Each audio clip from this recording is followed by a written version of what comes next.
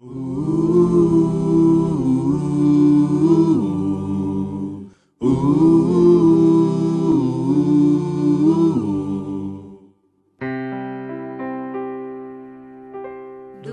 teu falar, ó Salvador, jamais vou duvidar, é encorajador. Alimento Diário, série E será pregado este Evangelho do Reino. Título do volume 4, O Plano da Salvação Divina. Autor, Pedro Dog. Título da semana 2, A Criação do Homem e Sua Queda. Sexta-feira. Ler com oração, 2 Coríntios capítulo 11, versículo 3 diz: Receio que assim como a serpente enganou a Eva com a sua astúcia, assim também seja corrompida a vossa mente e se aparte da simplicidade e pureza devidas a Cristo. As armas de nossa guerra. Em nossa luta contra o inimigo de Deus, precisamos sair da esfera da carne, da mente terrenal para a esfera espiritual. Se não tivermos a mente posta no espírito, o inimigo construirá fortalezas com nossa razão e lógica. E a carne é o território que entrega a vitória a Satanás. Porque, embora andando na carne, não militamos segundo a carne. 2 Coríntios capítulo 10, versículo 3. Andar na carne quer dizer viver na carne. Se ainda vivermos na carne, o inimigo certamente nos subjugará. Uma vez que estamos em guerra contra o diabo, precisamos conhecer as armas adequadas para derrotá-lo. 2 Coríntios 10, 4 e 5 dizem: Porque as armas da nossa milícia não são carnais e sim poderosas em Deus, para destruir fortalezas, anulando nossos sofismas e toda a altivez que se levante contra o conhecimento de Deus, e levando cativo todo o pensamento à obediência de Cristo. Não podemos usar armas carnais para lutar nessa guerra.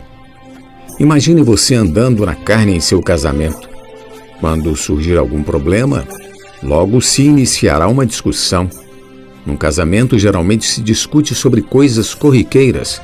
O marido se queixa da sujeira da casa, louça não lavada, sabor da comida, chinelo, sabonete e toalha de banho. Ele se queixa dessas coisas e o casal passa a discutir. A mulher considera as queixas um desaforo, pois trabalha o dia inteiro e ainda tem de cuidar dos afazeres domésticos.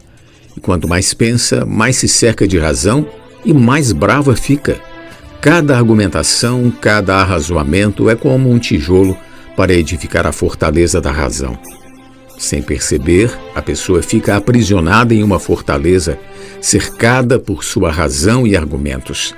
Não consegue enxergar mais nada além da sua própria razão e tudo se transforma em sofismas. Parece verdade, mas apenas em parte, pois o outro, por sua vez, também tem sua própria razão. Nessa hora, uma pessoa considera que só ela tem razão e, cercada de sofismas, se vê enclausurada em uma fortaleza. Nem a Deus ela consegue mais ouvir, porque está encerrada no castelo do ego, Provérbios 18, 19, da razão e dos argumentos, completamente aprisionada pelos próprios pensamentos e justificativas. Também pode acontecer de você cometer um pecado e, para aliviar a própria consciência, se justificar, começando a produzir os tijolos. Pegar o material do escritório não é tão mal assim, afinal de contas, ninguém vai perceber. Isso é apenas um exemplo. Você vai argumentando, edificando sua própria razão, achando-se totalmente certo, cegado por suas justificativas, fechando-se dentro de um castelo. Nem Deus consegue mais falar com você. Mas, aleluia, as armas da nossa guerra são poderosas em Deus. O Senhor, por meio de seus profetas, envia um míssil teleguiado, a palavra profética que destrói aquela fortaleza e você passa a ver sua própria condição e se liberta da lógica e dos arrazoamentos próprios. Deus quer mostrar que há um behemote no interior do homem, cheio de razão, que o induz a viver na carne, no lado bom da alma. Deus quer mostrar o que há dentro de você, mas sua altivez o impede de ver. A altivez se levanta contra o conhecimento de Deus e aprisiona os pensamentos no castelo da razão. O pensamento fica cativo pela lógica e pela razão, até que as armas de nossa guerra derrubem as fortalezas. Quando isso acontece, o marido pede perdão à esposa e a esposa pede perdão ao marido. Deus leva o pensamento de volta à obediência de Cristo, e estando prontos para punir toda desobediência, uma vez completa a vossa submissão. 2 Coríntios 10:6. Deus coloca a nossa vida em ordem, destruindo as fortalezas e estabelecendo o governo do Espírito sobre nós. O Senhor deseja libertar-nos do cativeiro dos sofismas. Tira a minha alma do cárcere, para que eu dê graças ao teu nome. Os justos me rodearão quando me fizeres esse bem. Salmos 142:7.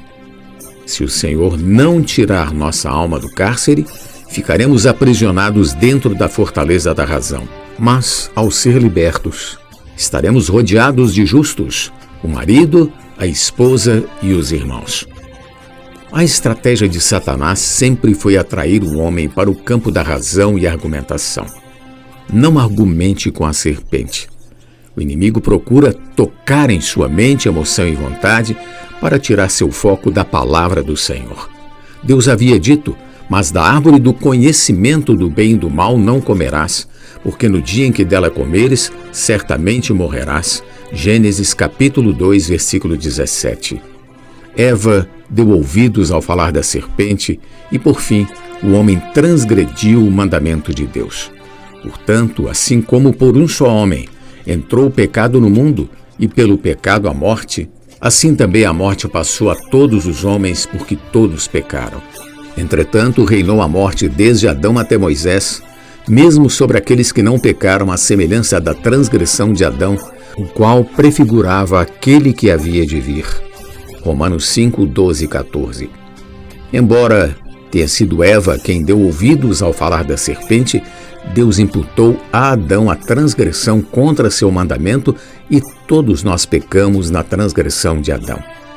O pecado de Adão recaiu sobre toda a humanidade e a terra tornou-se maldita. E a Adão disse: visto que atendeste à voz de tua mulher e comeste da árvore que eu te ordenara não comesses, maldita é a terra por tua causa, em fadigas obterás dela o sustento durante os dias de tua vida. Ela produzirá também cardos e abrolhos, e tu comerás a erva do campo. Gênesis 3, 17 e 18. A terra acabara de ser recriada, estava conectada com Deus, mas por causa do pecado do homem, ela se desconectou de Deus, tornando-se então maldita. Querido leitor, que nossa atitude frente ao que vimos hoje seja de viver e andar no Espírito. Essa, sem sombra de dúvidas, é o caminho mais saudável para os que desejam viver acima da esfera da razão e da argumentação. Pergunta de hoje: como a palavra profética pode ser útil para aqueles que se encontram aprisionados na lógica e nos arrazoamentos próprios? Jesus é o Senhor.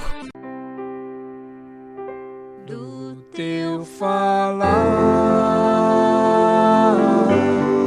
Salvador, jamais vou duvidar, é encorajador, fiel me faz andar, faz tua glória eu ver, o mal vem derrotar, fiel me faz andar, faz tua glória eu ver, o mal vem derrotar.